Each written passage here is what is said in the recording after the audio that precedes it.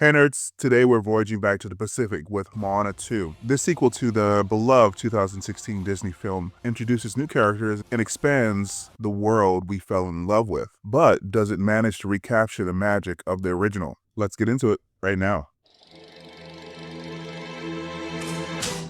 Welcome back to the Nerd Social. I'm Nathan.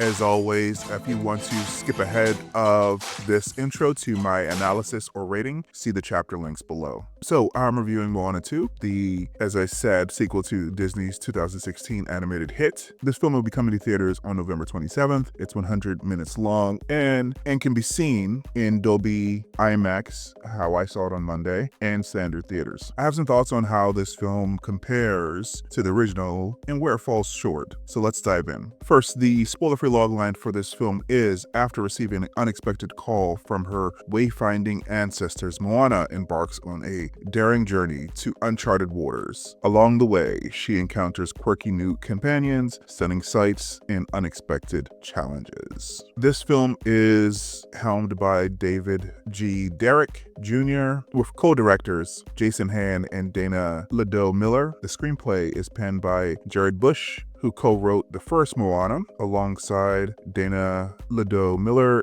Beck Smith, and Bryson Chun. The composers from the first film return, Aya Fungi and Mark Mancina. However, the songs in this film are by Abigail Barlow and Emily Bear. The main cast consists of Alila Kravala as Moana, the courageous and adventurous daughter of Chief Tua. Moana is once again the heart of the story. Alila's performance brings depth and warmth to the character she first brought to life in the 2016 original. She, of course, is known for the original film, Moana. Altogether now, and this TV series Rise. Dwayne Johnson as Maui, the brash yet lovable, shape-shifting demigod, returns with his signature humor and charm. Johnson continues to embody Maui's larger-than-life personality. He is known for lots of things, but the shortlist from recent years would be Black Adam. There's a review above for that movie. Jumanji, Welcome to the Jungle, and the Fast and the Furious franchise. Tamara Morrison as Tua, Moana's protective father and chief of Motunui, brings a grounded presence to the film. Morrison's commanding voice lends gravitas to his character.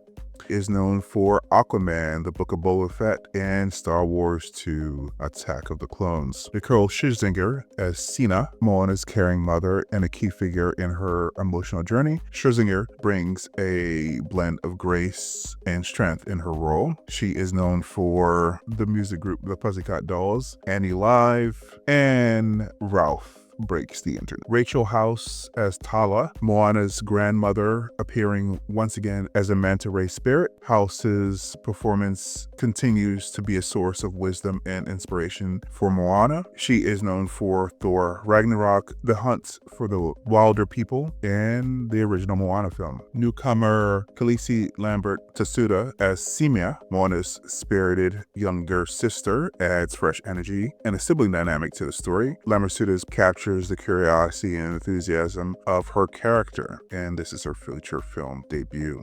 Rose Matafia as Lodo, a brainy but quirky member of Moana's wayfinding crew who provides comic relief and heartfelt moments. She's known for Starstruck and Baby Gone. David Fain as Kele, a grumpy farmer who reluctantly joins Moana's journey, bringing unexpected wisdom and humor. He is known for Sion's Wedding, Next Goal Wins, and Our Flag Means Death. And finally, Hululai Chung as Moni, a member of Moana's wayfinding crew and an avid fan of Maui, bringing lighthearted enthusiasm to the team. This is his feature film debut. Alright, tuck in as we expand our analysis here. Let's dive a little bit deeper into what works and what doesn't in Moana 2. The first Moana set a high bar with its originality and cultural storytelling. Unfortunately, this sequel feels derivative, borrowing heavily from other Disney properties like Raya and The Last Dragon, and themes of teamwork and trust, and from Marvel movies in its action beats. While those influences aren't inherently bad, they overshadow the unique identity the original Moana established. One of this film's strongest elements is its exploration of ancestral connections. This theme resonates deeply, especially as it highlights storytelling traditions rooted in African American, indigenous cultures. It adds emotional weight and stands out in a landscape dominated by Western narratives. However, even this heartfelt angle lacks the lasting impact of the original's resolution, which brought me to tears upon release 10 years ago and during my rewatch with my kids just a few days ago. The absence of Lin-Manuel Miranda looms large. While the soundtrack again showcases Pacific Islander music, which is a treat, none of the new songs are as iconic or emotionally resonant as, say, How Far I'll Go, We Know the Way, or You're Welcome from the original film. The sequel's music feels more like a pleasant but derivative backdrop than a key storytelling device, and that's a missed opportunity. The film also attempts to expand the world of Moana with quirky new characters like Sima, Moana's younger sister, and her new wayfinding crew.